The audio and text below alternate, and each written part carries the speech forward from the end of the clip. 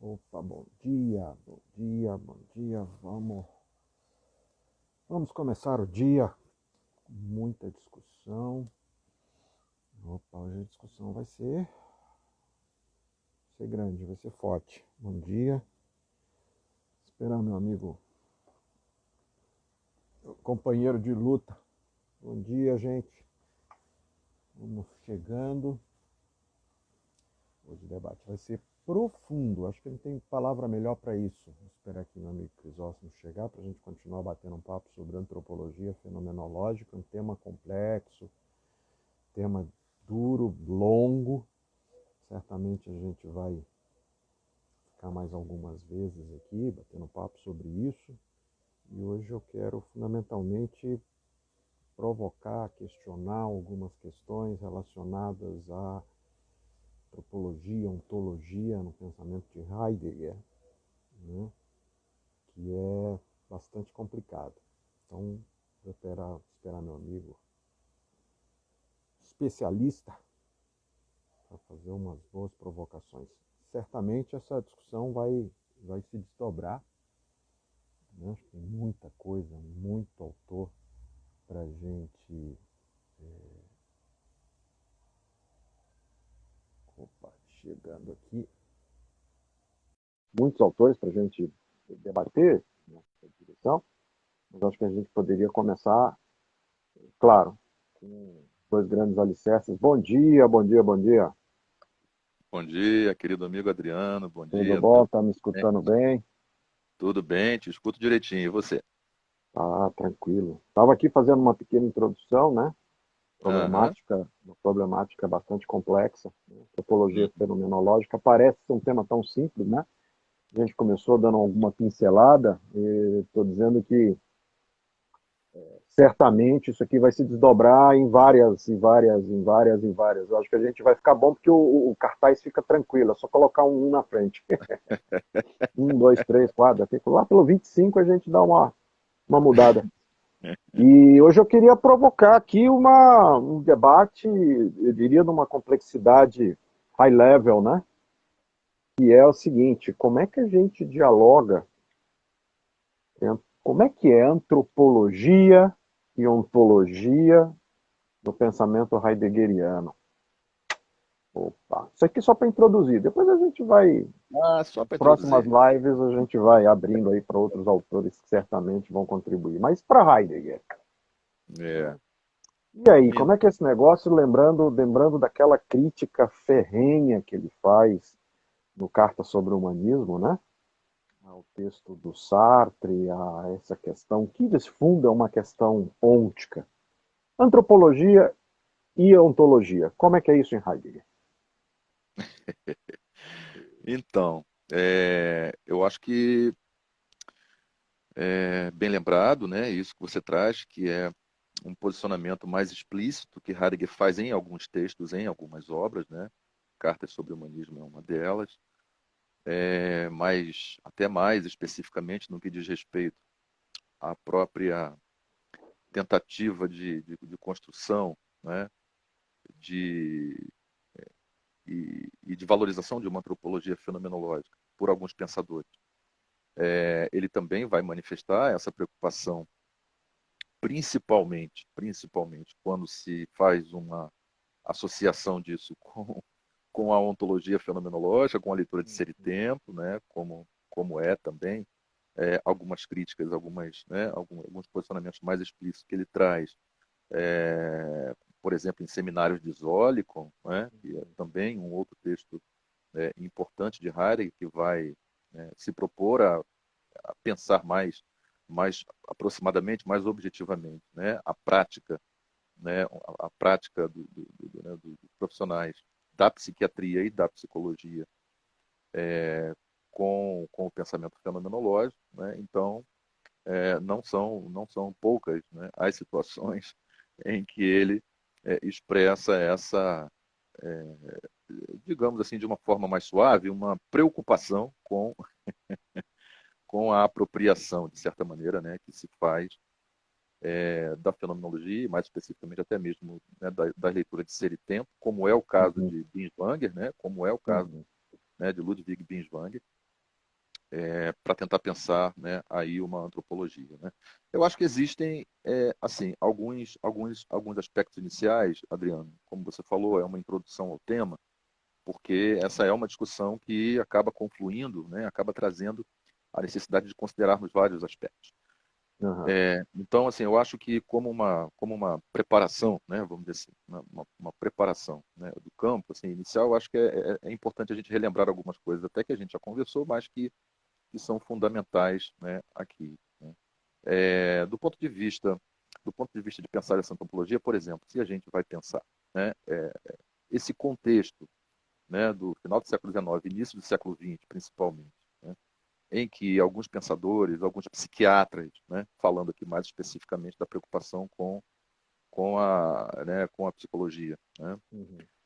e a compreensão da própria visão de subjetividade, de psique humana e tudo mais. Então, os primeiros pensadores, né, que vão implementar isso de uma forma talvez mais aproximada, ou tentando fazer uma aproximação com isso do ponto de vista prático, né, são os pensadores do campo da psiquiatria, né? Karl Uhum. Jasper, Ludwig Binswanger, né? Então, são pensadores importantes. Então, eu acho que esse resgate, né, também tem o seu valor para a gente, né, começar a clarear o campo dessa discussão, porque o que move esses pensadores é uma tentativa de repensar esse olhar sobre o humano, né? No caso aí mais especificamente de uma psiquiatria e de uma psicologia que nasce, né, que começa a nascer de cunho fortemente empirista e também biologizante, né, Uhum. inspirado pela medicina. Nessa visão de homem, nessa compreensão de sujeito, de subjetividade, de psique humana, então, assim, esse movimento inicial de trazer isso, de trazer a fenomenologia para essas reflexões, busca fundamentalmente atestar, né, mostrar o fato de que essa metodologia, vamos dizer assim, né, de compreensão de homem, de certa forma, seria importada aí enfim, das ciências mais naturalizadas, e a biologia e a medicina vem daí, né, com esse forte, com esse forte caráter mais biologizante, é, seria de certa forma uma certa impropriedade, né? Uma forma imprópria, uma forma não talvez tão cuidadosa, né? De poder olhar, né? Pensar a subjetividade humana, né? Então, Uhum. eu acho que isso é um aspecto importante. Assim, o que move esses pensadores, num ponto de vista mais original de aproximação com a fenomenologia, é talvez tentar trazer, né, uma forma que possa contemplar um pouco mais isso que seria o objeto humano, né? O humano enquanto objeto de pensamento, enquanto a sua subjetividade, enquanto seu modo de ser, né? Enfim, tentar pensar a psicologia de uma forma talvez mais cautelosa, é, traz consigo esse reconhecimento de que o método característico básico das ciências naturais, há problemas de importação desse método para pensar e compreender, né, o chamado objeto do pensamento, o sujeito, né, a subjetividade humana. Uhum. Uhum. Então, eu acho que esse ponto inicial ele é muito importante, porque isso nos sublinha, né, o que efetivamente se deseja quando se pensa nessa aproximação com a fenomenologia, né? Uhum. A própria psiquiatria fenomenológica, a psicopatologia fenomenológica ou a psicologia, né? Numa compreensão de inspiração fenomenológica, ela busca o resgate, né, de uma condição de olhar para esse humano, né, de modo que possa, talvez, contemplar mais, né, aquilo que, de certa forma, ficaria um pouco fora, né, de uma compreensão mais reducionista, né? E aí temos o Filipão aí já se preparando também para as atividades dele, né? Legal, legal, legal. Mas então, eu acho que sublinhar, resgatar, relembrar isso, eu acho que é muito importante, porque pensar na psicopatologia e pensar na fenomenologia no diálogo com a psiquiatria e com a psicologia, né, é justamente tentar pensar em algo que, de certa forma, não se contempla nesse suposto reducionismo de importação de método.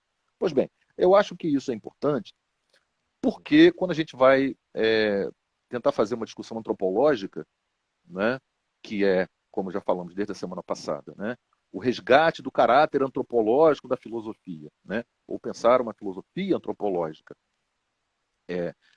Resgatar isso é resgatar, de certa forma, isso que se compreende como uma espécie de multiplicidade, não é, desse sujeito, desse humano, não é, é, de caráter, portanto, subjetivista, né? Esse subjetivismo tem esse objeto, né? Tem uma especificidade aí que, de certa maneira, fica reduzida num olhar mais objetificante até então, estruturado por esses preceitos que a gente falou, né, anteriormente, que fundam aí a psicologia, que fundam um olhar, né, da psicopatologia mais de cunho biológico, e que, portanto, não podem ser desconsiderados. Né? E aí, nesse outro olhar possível, né, que a fenomenologia se propõe a trazer, né, que nasce fundamentalmente com Russell, né, Heidegger ocupa um lugar muito específico, né, também dentro dessa tradição. Né? Eu acho que essa situação acho que é importante, né? Porque é justamente isso que vai ter que ser considerado nas apropriações de ser e tempo, né? Uhum. Nas apropriações daquilo que é o que Heidegger vai, né, ser compreendido pela história, né, da filosofia como um pensador da ontologia, né? Uhum. Do que ele vai chamar de uma ontologia fundamental, né? E que isso guarda, sim, né, algumas diferenças com a própria, né, com a própria proposta fenomenológica de Russell, né? E também algumas especificidades no que diz respeito de um olhar antropológico. Uhum. Perfeito? Aí sim eu acho que a gente, né, começa a reunir alguns elementos fundamentais para essa compreensão. Né? E aí sim, falando do que o Heidegger se propõe em Ser e Tempo, né, quando ele vai chamar de uma ontologia fundamental ou de uma fenomenologia hermenêutica, né, Uhum. que também é compreendido como esse trabalho, quer dizer, a hermenêutica acaba sendo um desdobramento inevitável dessa ontologia. O que o Heidegger vai entender que muitas vezes, né, acaba acontecendo, e mais especificamente é o que ele diz sobre a questão do pensamento de Binswanger, né, Uhum. ou da própria compreensão de existência, que vai ser criticada, como você mesmo trouxe lá em Cartas sobre o Humanismo, né, é justamente algo que, de certa forma, traria uma espécie de consolidação ou uma espécie de restrição de possibilidade histórica dessa ontologia. Entende? É como se fosse uma espécie de a antropologia, portanto, e aí mais especificamente falando do pensamento de Binswanger, né, quando Binswanger vai pensar numa antropologia fenomenológica, né, ele faz uma apropriação, e isso é explícito, muito claramente trazido por Heidegger em algumas cartas com Medar Boss, e também lá em Seminários de Zolikon, quando, por exemplo, Binswanger vai tratar do que ele vai chamar de uma fenomenologia do amor, Uhum. né?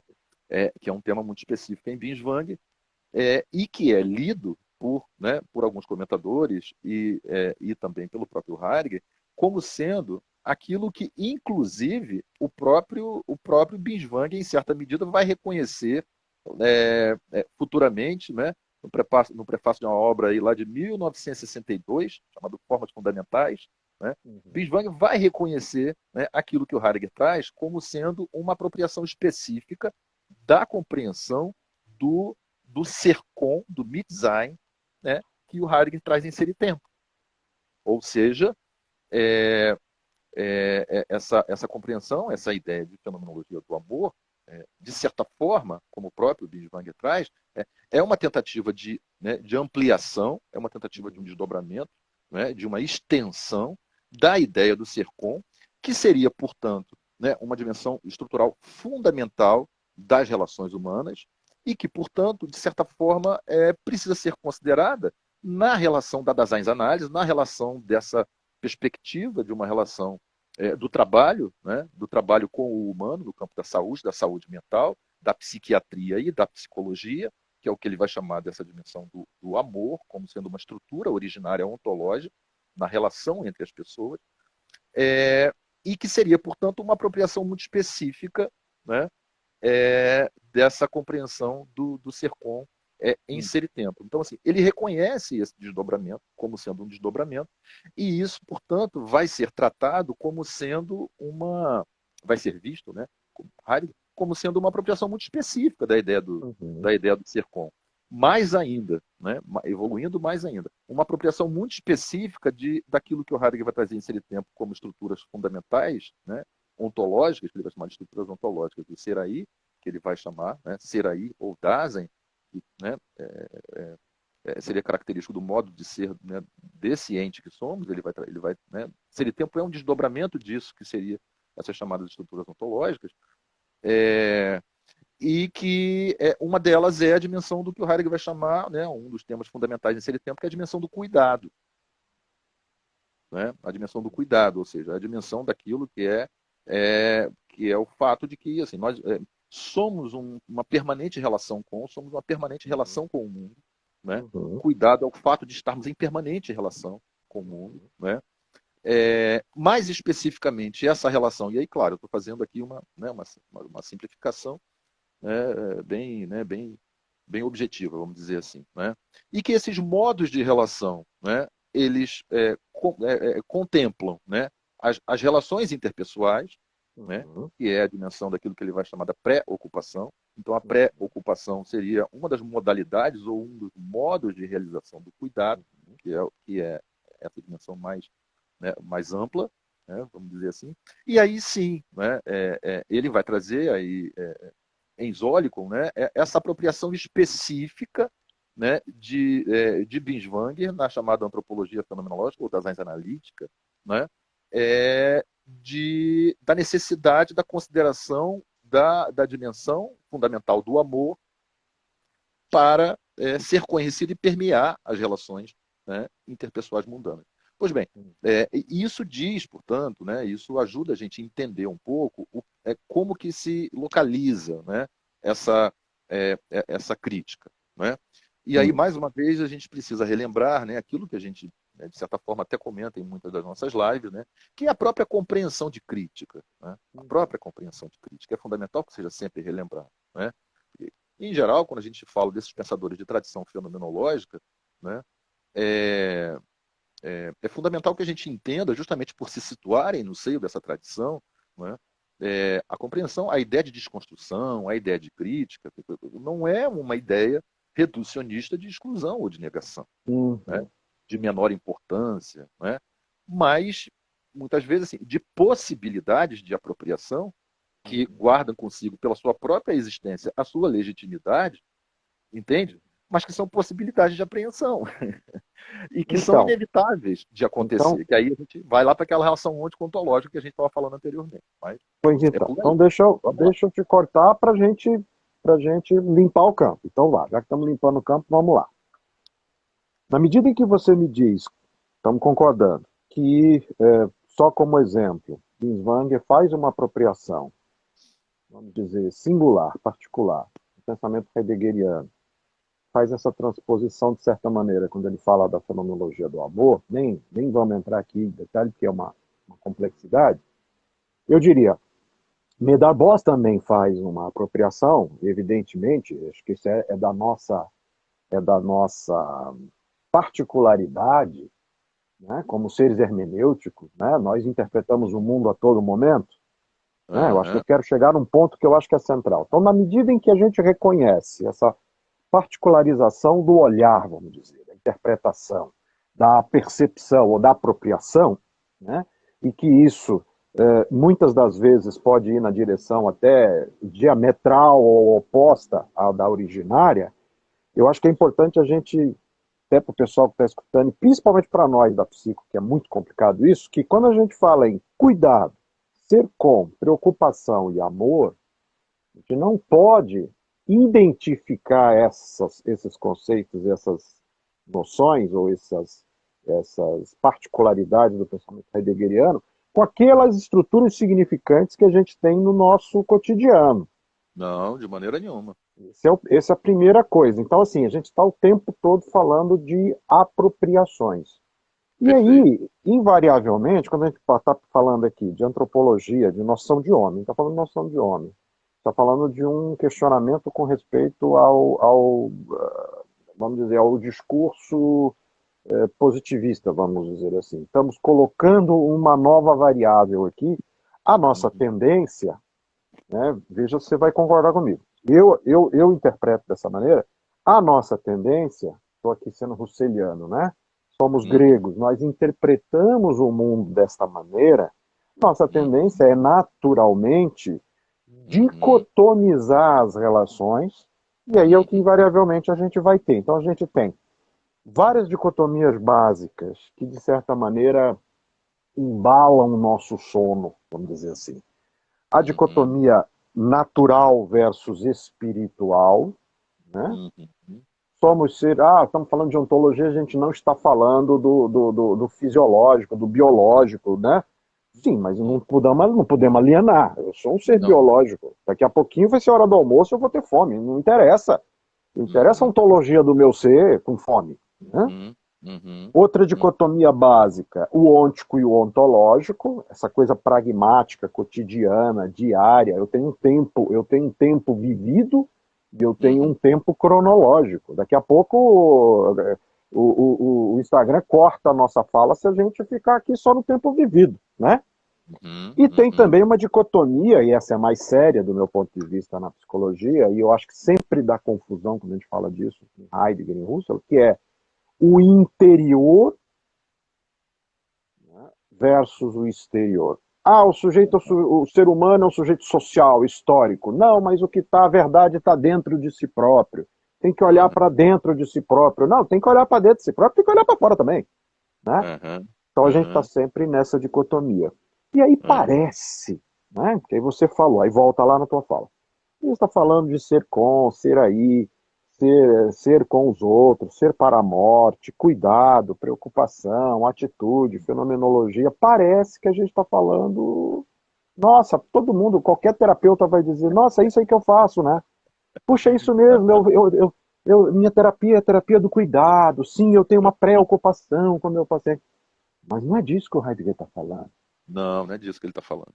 Eu Não é acho que é disso. importantíssimo todo mundo entender o seguinte, gente, o projeto heideggeriano é um projeto completamente diferente do Uhum, projeto da apropriação que um Binswanger como psiquiatra, um Boss como professor e como psiquiatra vai ter deste projeto heideggeriano. uhum. Né? E aí a questão toda é como é que a gente maneja isso tudo? Muito legal, muito legal. Muito legal você estar trazendo essas questões, Adriano, porque eu acho que isso que você está falando realmente muitas vezes incomoda mesmo, né? Assim, gera confusões, entendeu? Acho que gera muitas dúvidas, né? Na cabeça das pessoas. Até porque a gente não está falando, né, de uma literatura de tranquila digeribilidade, né? A gente está falando de uma coisa que realmente, né, tem a sua especificidade, que tem a sua, né, o seu hermetismo, sua complexidade, e eu acho que demanda, sim, acho que demanda diálogo, conversa, trocas, eu acho que isso é absolutamente fundamental, né? Eu vou partir disso que você chamou, que são essas, que é a nossa tendência, né, que é uma tendência histórica mesmo, dessas chamadas naturalizações, né? E dentro delas, né, um movimento, né, muito instantaneamente feito e não exatamente deliberado, que são das dicotomias, como você trouxe, tá? Então acho que é muito importante a gente falar sobre isso e tentar, de certa maneira, dar visibilidade ao diálogo disso com o pensamento heideggeriano, entende? Porque, assim, falar dessas coisas não é não falar da ontologia heideggeriana, né? Então, eu acho que essa também, muitas vezes, é uma certa. Já também opera-se uma certa dicotomização aí, né, um pouco perigosa no modo como muitas vezes se faz essa apropriação, né? E que eu diria que é o cerne do negócio. Eu acho que o cerne da coisa é conseguir, de certa forma, perceber que não é exatamente uma dicotomia que ocorre aí quando o Heidegger vai trazer, né, essa preocupação, né, chamando aí, né, crítica, né, essa crítica de preocupação, né? Mas é daquilo que nós poderíamos dizer, Adriano, que, assim, em última instância, a gente vive, opera, né, se move, como você falou, daqui a pouco o Instagram corta o sinal, daqui a pouco a gente tem fome, e você vai comer, e a gente não vai comer qualquer coisa, não vai comer em qualquer lugar, não vai comer de qualquer forma, você vai sentar numa mesa, comer, né, a comida que vai estar num prato, usando talheres, e você vai estar. Enfim, isso que é, né, o plano, né, da vida, né, cotidiana, né, o mundo da vida, né, vamos dizer assim, né, Uhum. resgatando a ideia de mundo da vida. Né? Isso não está fora exatamente do pensamento heideggeriano. Né? Mas eu acho que Uhum. o grande barato é tentar pensar, aí sim que vem o desafio. Porque o desafio tem a ver com em que medida cada um de nós, né, que tipo de movimento cada um de nós consegue implementar né, em maior ou menor grau de um certo, né, de uma certa hesitação maior ou menor, né, estranhamento maior ou menor, né, enfrentamento maior ou menor das nossas tendências naturalizantes, dentre elas as dicotomizações. Né? Eu acho que o cerne do negócio é esse. Ou seja, porque quando ele vai falar sobre isso, ele vai falar justamente sobre, evidentemente, é aí, né, que é a dimensão né, do mundo da vida, né? E voltando a falar né, das questões das relações interpessoais do ser com, né, enquanto o que ele vai chamar de estrutura ontológica, mas que se realiza o tempo todo em modos históricos. Né? Somos sujeitos, somos seres históricos. Né? O pano de fundo de ser e tempo e da fenomenologia, em última instância, é isso, somos seres históricos. Né? E aí, portanto, nós vivemos, né, e lidamos e afirmamos, né, cotidianamente, né, esses modos históricos, que é justamente o fato de que a gente está aqui conversando de uma forma com uma certa tranquilidade, né, por esse meio, que isso é uma coisa inimaginável, assim, né, no século passado, assim, início do século passado, né? E a gente está aqui com a maior tranquilidade, assim, conversando, como se fosse uma coisa muito tranquila, natural. Então, ou seja, que nós nos realizamos, né, através de modos históricos, e aí sim, que esses modos históricos, eles são sempre possibilidades históricas de sentido a partir de um campo mais originário, que é o campo da ontologia. Ou Uhum. seja, aproximando um pouco mais da questão antropológica, né? Ou seja, os diversos modos de realização da vida humana, eles se dão a partir de uma condição mais originária de ser possível essa, essa, esses diferentes sentidos históricos estarem se constituindo. Nós somos essa cópula que é possibilidade de sentidos e sentidos que se anunciam, Uhum. ontológico e ôntico. Né? Nós Uhum. somos justamente isso que aquilo que é uma espécie de campo mais originário que, de certa forma, ilumina com tranquilidade as possibilidades do ser aí no aqui e agora. Né? E esse campo mais originário é justamente isso que o Heidegger vai chamar do ser aí, da abertura e da clareira. Né? Agora, não se pode pensar isso fora do campo da linguística. A gente está conversando via língua portuguesa. Uhum. A gente está tentando pensar isso, né, Aparentemente. exatamente. A gente está aqui no campo Aparentemente.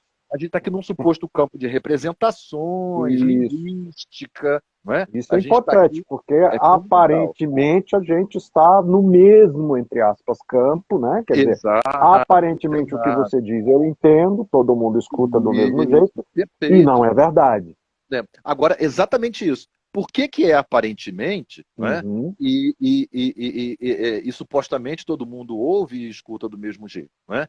Porque uhum, justamente existe aí algo mais originário que é irrefutável, irredutível ao modo único, que é o ser histórico, que é a abertura dos nossos modos de ser, que é sempre histórico, que é a ideia de existência enquanto abertura lá que ele vai chamar, que é anterior à concretude empírica. Né? Ideia de existência como o ser aí, na própria morfologia original do termo, na própria teologia original. Existência enquanto abertura. Né? E a uhum, materialidade empírica de existência enquanto um ser concreto que passa a se dar exclusivamente quando nasce, é uma compreensão histórica de existência que tem a ver com o sentido de concretude empírica. Então, eu acho que esse é o grande desafio. Né? Eu acho que o grande desafio dessa, de certa forma, assim, de não apartar, né, a ontologia, né, do mundo da vida, a compreensão heideggeriana, né, a proposta heideggeriana de pensar uma ontologia fundamental, né, uhum, com a dimensão do ente cotidiano, a dimensão da vida pragmática, né, concreta, dessa materialidade, das possibilidades históricas que a gente realiza o tempo todo, como você traz, é justamente percebê-las enquanto possibilidade. E aí sim, a percepção é o que ele vai trazer, aí voltemos à crítica inicial, né? Crítica enquanto, repito, não negação. Porque se vai para negação, a gente vai para uma ruptura entre a dimensão ôntica e ontológica, uhum, entende? uhum, E aí, voltando no que a gente falou, né, a ontologia se afirma na dimensão ôntica. uhum, Ou uhum. seja, a abertura se afirma justamente nas possibilidades cotidianas. Né? Então, assim, não há uma ruptura, é uma extensão, é um copertencimento. Né? Extensão enquanto copertencimento, não no sentido de posterior. Né? né, aquela ideia de co-originariedade, né? Correlacionalidade, co-originariedade. Então, na verdade, eu acho que o grande desafio me parece justamente isso, né? O modo como a gente, de certa forma, consegue perceber, né, as nossas possibilidades históricas que se materializam na naturalização do cotidiano. Daqui a pouco vai terminar o tempo da Uhum. live, daqui a pouco a gente vai almoçar, enfim, tudo mais. O problema é que esses modos históricos, como você bem disse no início, e do ponto de vista teórico e de formulações teóricas, isso não é tão diferente. A grande questão para Heidegger é que a relação que se estabelece com as possibilidades históricas, em geral, são relações que se naturalizam nessa dimensão do transcendente como sendo, né? Ou seja, do sentido das coisas como sendo algo, de certa forma, inequívoco, né? Uhum. Que vai cair justamente numa certa dimensão né, de uma espécie de, como se fosse uma espécie de comprometimento dessa dimensão mais originária, de abertura ao sentido, né? Que vai ganhar lá em Heidegger, né? Vai ganhar em Ser e Tempo a dimensão também estrutura fundamental da impessoalidade, né? Ou seja, das relações mais impessoais, que são pautadas justamente pela reificação, ou seja, pela consolidação de possibilidades históricas absolutamente legítimas e inevitáveis no campo da realização ôntica, do mundo da vida, mas que tendem, em alguma medida, a incitar-nos a estabelecermos uma relação determinativa. É isso que ele vai chamar com a questão do amor. Uhum. Entende? Estabelecer, portanto, aquilo que Bijouan vai trazer como o resgate necessário da dimensão do amor enquanto uma estrutura ontológica, para Heidegger, é uma espécie de apropriação muito específica, sem se dar conta da especificidade, não de negação de possibilidade, né? Mas sem se dar conta de que assim, é uma possibilidade histórica. Uhum. Entende? Nem melhor nem pior, é uma possibilidade histórica, como sempre somos possibilidades históricas. E uma antropologia, portanto, uma fenomenologia do amor, seria, portanto, uma espécie de afirmação de uma visão antropológica específica. E aí a gente chega um pouco na relação da ontologia com a antropologia, não é? Porque é como se fosse, se a antropologia, assim, falando de uma forma mais simples, talvez, assim, se a gente pensa a antropologia como justamente esse olhar, né, uma das formas possíveis, claro, né, mas assim, tentando de uma forma o mais abrangente possível, assim, como uma espécie de um modo de olhar, né, uma reflexão, a ciência, que vai pensar o homem, né, nessa sua multiplicidade de planos, de aspectos constitutivos, de campos de ciências, de pensamentos constitutivos. A gente vai, né, pelo menos no primeiro momento, tentando pensar de uma forma mais ampla isso, né, a antropologia como sendo, né, essa ciência, né, que se propõe a olhar para o homem de uma dimensão o mais amplificada possível, né, aí é que a gente começa a chegar no calcanhar de Aquiles do negócio da ontologia, né? Uhum. Porque a ontologia é como se fosse dizer assim, olha só, mas né, essa forma o mais amplificada possível de se pensar o homem na sua multiplicidade é, já se dá, e isso não é isso não é uma negação crítica no sentido de que está errado, isso não é falar que está errado, né? Mas isso já se dá a partir de uma compreensão de homem que muitas vezes não se coloca em jogo na própria antropologia partindo da visão de homem. Então, assim, é como se fosse isso, né? É uma Uhum. crítica que é como se fosse uma crítica não de negação, mas uma crítica de que a antropologia precisa, de certa forma, também é, incorporar, né, a própria problematização da concepção histórica de homem, enquanto possibilidade de sentido históricas. Né? A gente está aí no campo da ontologia. Esse é o diálogo que eu diria Uhum. é, é, Possível possível, entre entende? antropologia e ontologia. Antropologia e ontologia sempre, de certa forma, é, se dando conta dessa dimensão hermenêutica, histórica, dialética e, por que não dizer, também circular entre possibilidades históricas e esse campo mais originário que se realiza sempre em possibilidades históricas, mas não se reduz a nenhuma delas, entende? Uhum. Aí sim, eu diria que a gente consegue fazer um diálogo mais aproximado. Moral da história. Vamos lá. Moral da história. Que a gente tem que pensar a coisa de uma forma, né, de novo. Nós É uma não luta. vivemos, né? É engraçado que você vai falando e parece ser super simples, mas não é, e é muito parecido com o dilema que o Buber coloca no Eu e Tu, e que eu acho que a imensa Sim, maioria das pessoas não entenderam quando ele fala do eu tudo, eu isso. Que é mais ou menos sim, o seguinte: sim. nós não vivemos, nossa vida não se desenrola no ontológico, ela se desenrola no ôntico, Ótimo. não é? No ôntico. É Mas, verdade.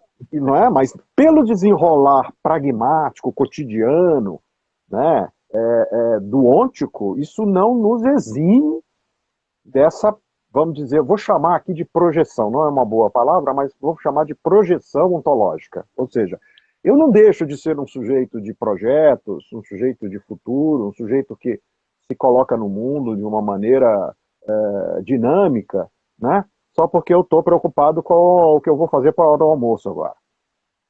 Né? Quer dizer, ou seja, a minha vida ela não se condensa no ôntico, nem se condensa, nem se resume no ontológico. A gente tem que viver nessa tensão. Eu gosto da palavra tensão. Né? Isso, Eu, isso. não é isso? Perfeito.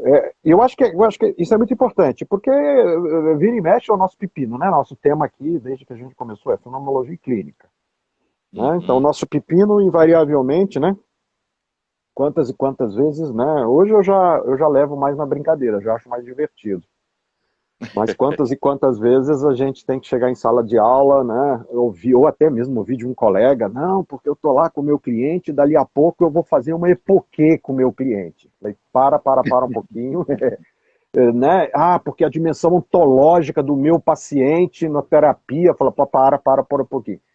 Quer dizer, moral da história, a gente está aqui, 50 pessoas, né? Estamos aqui nós dois, mais 48 pessoas, 50 pessoas falando, conversando, ouvindo coisas que aparentemente está todo mundo entendendo da mesma maneira e a gente tem que ter a certeza que não está entendendo da mesma maneira. No fundo, no fundo, a gente está com uma discussão muito séria que é sobre essencialismos. Né?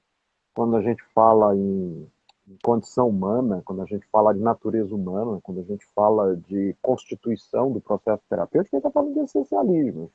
Né? O que delimita.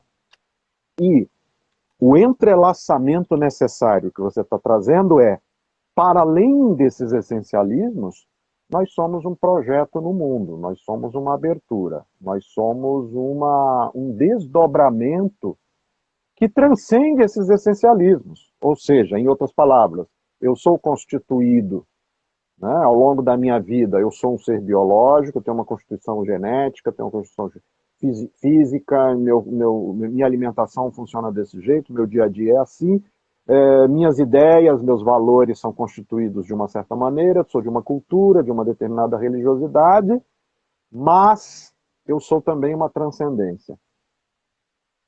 Eu sou essa abertura. Né? Então eu tenho. O desafio aqui, então, é lidar com. No fim das contas, é assim: durma com um barulho desses. É isso que a gente está falando? É isso, é isso. Legal você falou que você, né, você trouxe aqui sobre a questão dos essencialismos. Em última instância, a gente está falando disso. Uhum, Entende? Em última instância, a gente está falando, ou seja, em última instância, eu gosto também da palavra tensão, quando você fala, né, do tensionamento. Adorei o exemplo que você falou de Epoqué. Porque uhum, também se a gente, olha só, olha que coisa interessante, olha como isso é um desafio, né? uhum, Até mesmo para a gente que pensa essas coisas, enfim, né? E pensamos a teoria, escrevemos sobre essas coisas, enfim, fazemos essas elaborações filosóficas e tudo mais, mas a gente também não, né? Muitas vezes pode ser, eu diria que eu gosto do termo sequestrado, né? uhum, Sequestrado, né? Um uhum, pouco por essas tendências históricas, não é? Mas a pessoa só vai viver a possibilidade da epoquê nos modos possíveis de sentido dela no mundo.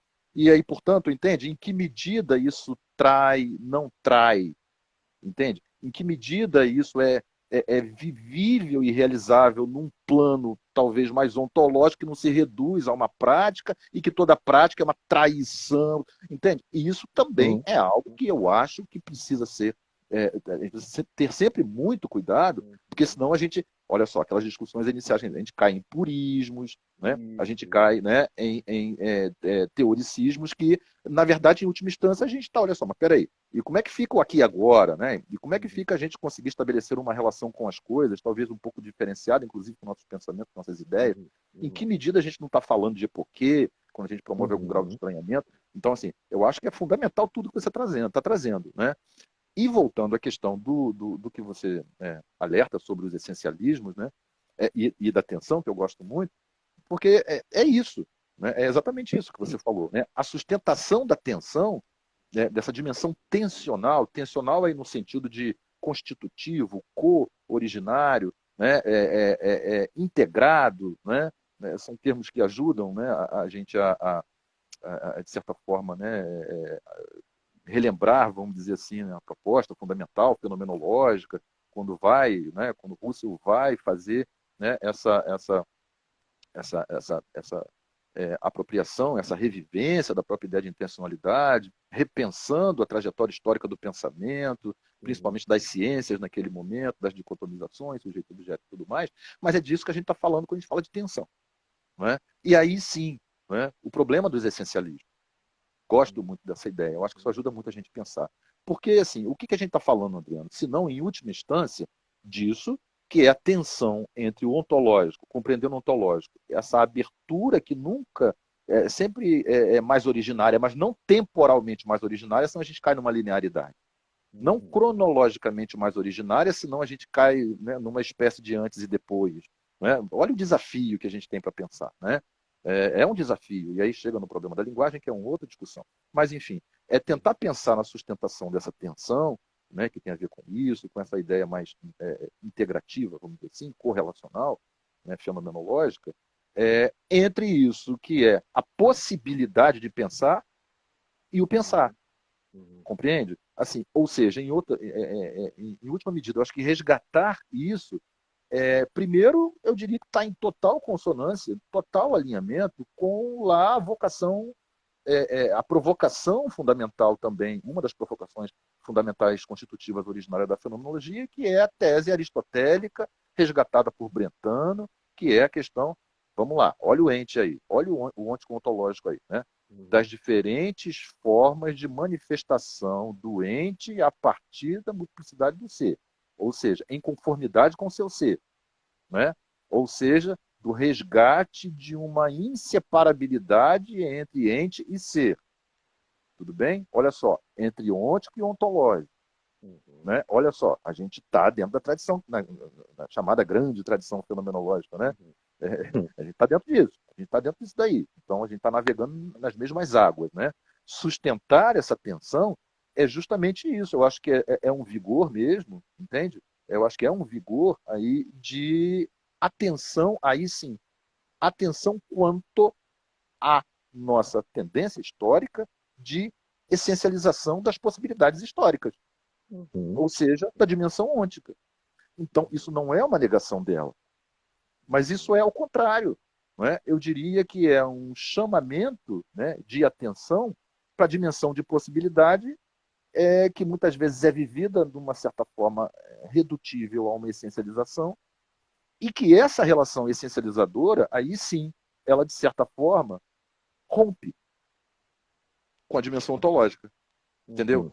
É, claro que não é rompe assim de uma forma, não estou falando de forma absoluta, mas assim, as experiências, né, as vivências se dão de uma maneira naturalizadamente essencializada e que de certa forma fecha, né, um pouco despotencializa, vamos dizer assim, a Uhum. condição, né, essa condição mais originária de aí sim, né, de movimento, né, da chamada, esses termos que a gente usa muito, mas que a gente tem que ter muito cuidado também, ressignificações, ver de outras Sim, sim. formas, né, multiplicidade de sentidos possíveis. Então, eu acho que eu gostei do que você chamou a atenção, resgatando a ideia de tensão e de essencialismo, né? Uhum. Eu acho que esse é o desafio, entende? Então, aí vamos lá, voltando para o diálogo da ontologia com a antropologia, esse é o diálogo, entende? Ou seja, das antropologias, né, de certa forma, afirmam uma dimensão mais originária ontológica de possibilidade de sentido histórico doente que somos, dentre elas a compreensão histórica de homem,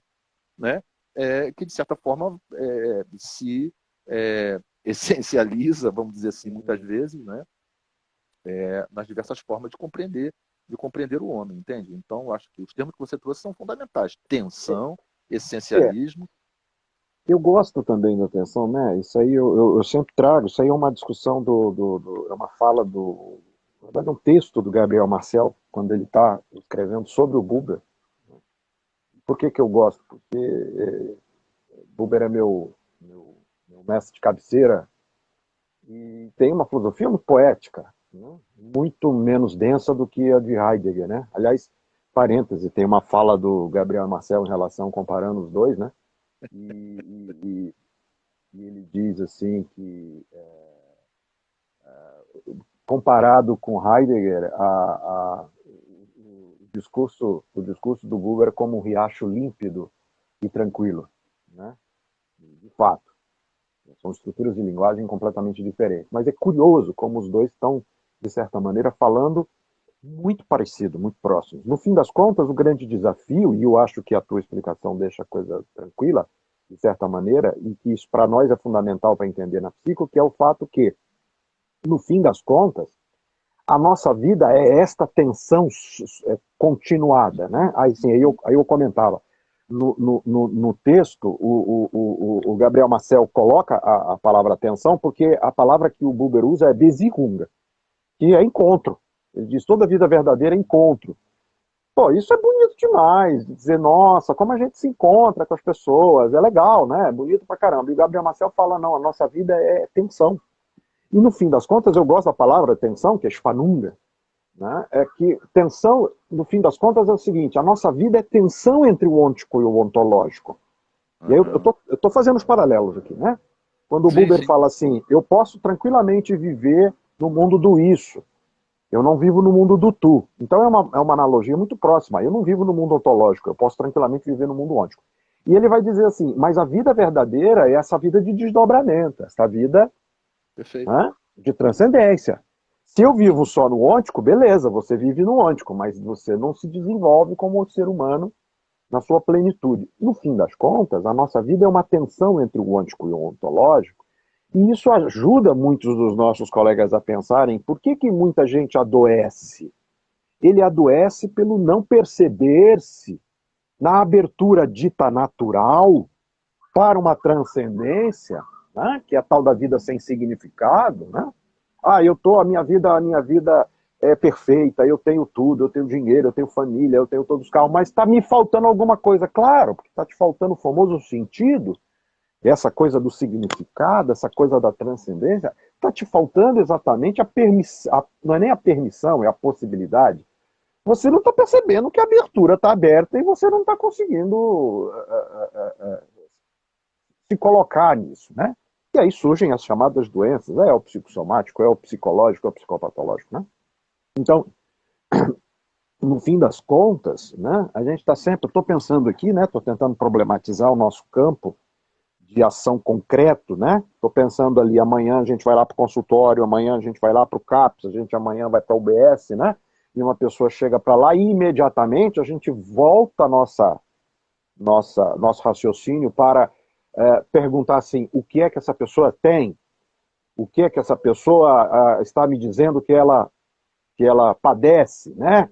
Caímos no essencialismo de novo, quando na verdade nós somos essa tensão sucessiva, né, de possibilidade de abertura. Tudo isso para chegar no fundo e dizer assim, no fim das contas, a gente nunca tem um saber tácito sobre a experiência humana, e no fim das contas, dado que nós somos seres para abertura, há uma miríade de possibilidades de ação para a gente pensar em clínica, né? A poética pode ser uma excelente clínica para alguém, né? A literatura pode ser uma excelente clínica para alguém, né? É duro dizer isso aqui, se a maioria for psicólogo, vai dizer, não, não, tem que fazer terapia. Não, não necessariamente. Pode ser que a terapia seja uma excelente abertura para, não é verdade? Como pode ser que a medicação seja uma excelente abertura para a música, né?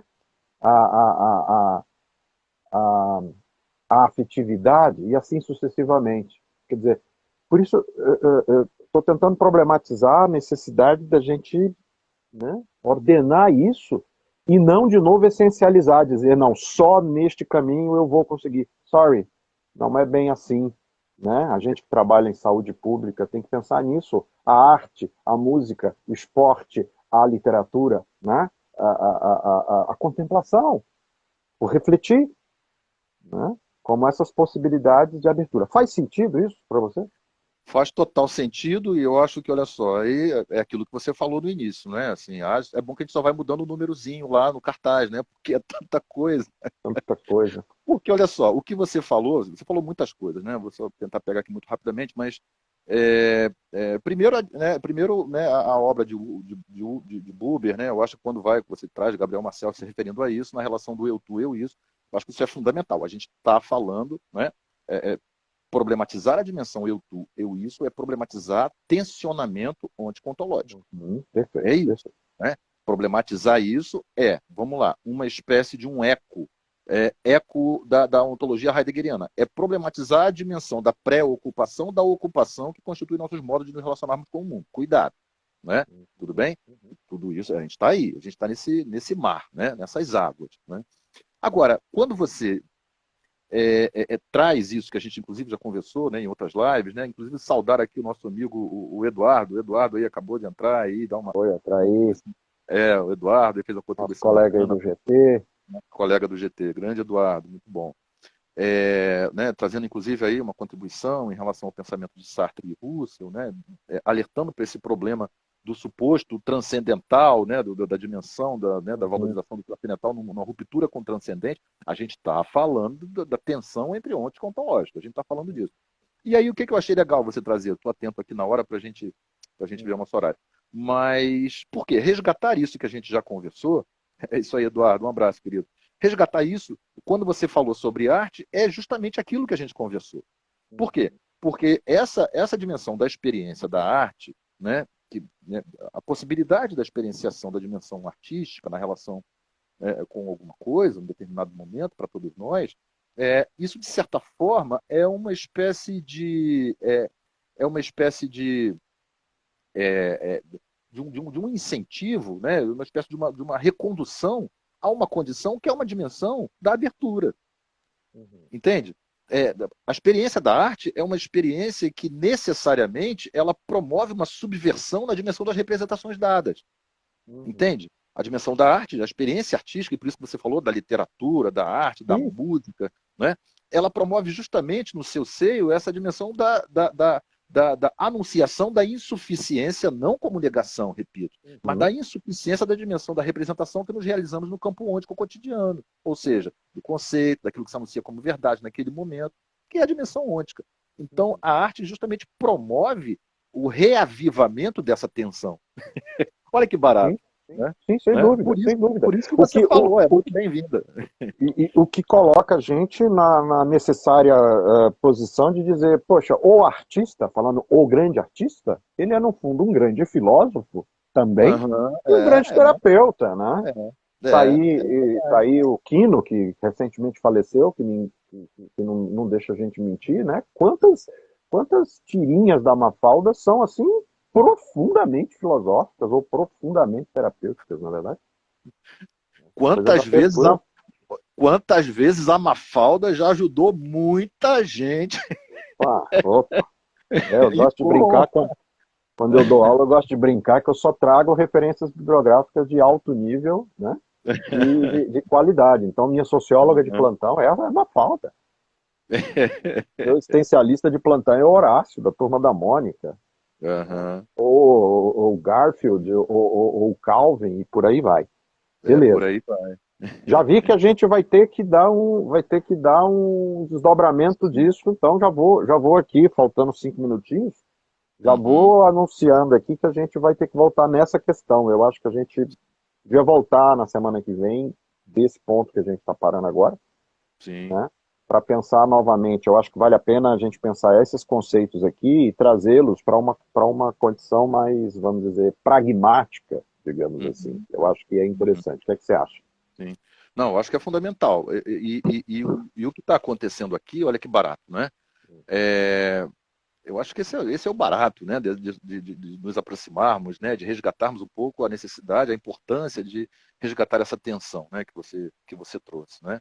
A gente já foi para a clínica, a gente já foi para a arte, né? Ou seja, é, eu diria que reforçar a importância dessa reflexão, do diálogo entre a ontologia e a antropologia, né? Que a gente, né, de certa forma, está se propondo aqui a pensar, é justamente anunciar de maneira assim, muito clara, e você chamou isso de pragmatismo, eu acho que é fundamental, né, discussões pragmáticas, né, o quanto isso está presente no nosso cotidiano. Isso, né, isso não é exatamente uma elaboração teórica transcendental. Não é exatamente isso. Pode até, muitas vezes, ser vivido como tal em função dos modos possíveis, né, ali de realização e compreensão e até mesmo de expressão nossa. Obviamente que isso também está presente. Mas, no fundo, a gente está falando desse tensionamento, né, vivido de modo mais intenso ou menos intenso, que se desdobra de modos mais essencialista ou menos essencialista na relação com as possibilidades históricas, antropológicas. Olha só. Olha a potência desse diálogo, né, que é legal que a gente está falando. E que, em última instância, se realiza no dia a dia, aí no seu almoço daqui a pouco, no meu, no corte da live, na clínica, na relação com a arte, né? Na Mafalda. Na Mafalda. Então, beleza. Legal. Então, vamos voltar nisso semana que vem. Sim, com certeza. Sexta-feira a gente volta nessa, né? Replica. E a gente faz a parte 3. Maravilha. Antes que nos cortem. Valeu. Tá bom bate-papo. Grande muito abraço, bom fim de semana. Valeu, Adriano. Semana que vem. Valeu, gente. Também, um abração. um abraço, gente. Tchau, até semana que vem. Tchau.